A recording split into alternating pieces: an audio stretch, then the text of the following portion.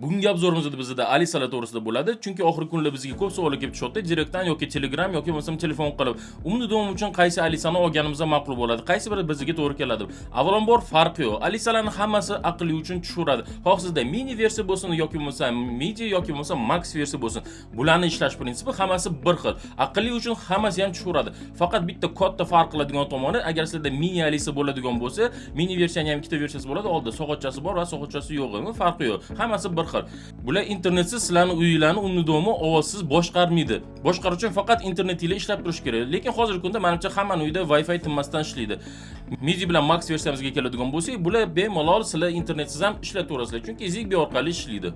Va undan tashqari yana farq qiladigan tomoni, bularning kolonkasi masalan 6 watt bo'ladigan bo'lsa, bularda MIDIlarda 24 watt va bularda 65 watt. Muzikani yaxshi ko'radiganlar uchun albatta ko'proq pul sarflashiga to'g'ri keladi.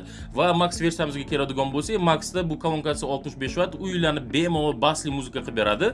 Va undan tashqari ichida o'zida smart box ham bor. Agar sizlar televizoringlar smart yo'q bo'lsa, bemalol ishlatib TV box o'rnida ham ko'rsanglar bo'ladi. Masalan, ichida Android prilojeniyasi bo'lsa, o'zida alohida pulti ham bo'ladi.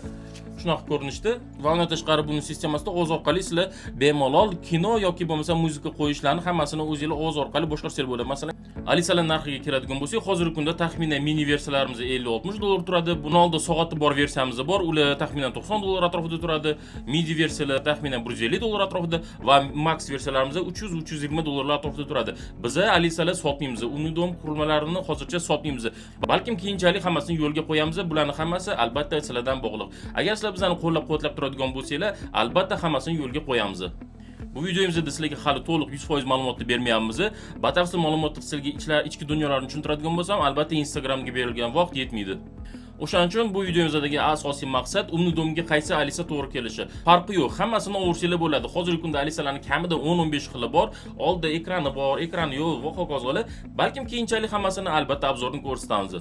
Hurmatli obunachilar, bundan keyingi obzorimizda nasib qilsa men yangi futbolka olsam, men bu smart rozetkalarni tushuntiraman. Bularning funksionali qanaqa ishlashi, bularning ham o'ziga yarasha ancha qiziq tomonlari bor.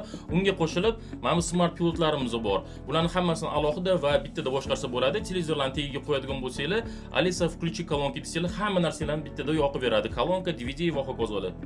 Alisa Maximizning orqasiga keladigan bo'lsak, ko'rasizlar, orqasida HDMI vixidi bor. Xohlasanglar monitor, xohlasanglar televizorga ulab qo'ysanglar bo'ladi.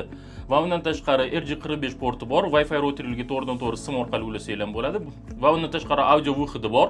Bunga sizlar xohlasanglar muzikal sentr, xohlasanglar usilichli kolonka ulab qo'ysanglar ham bo'laveradi. HDMI shunday joyga tiqasizlar.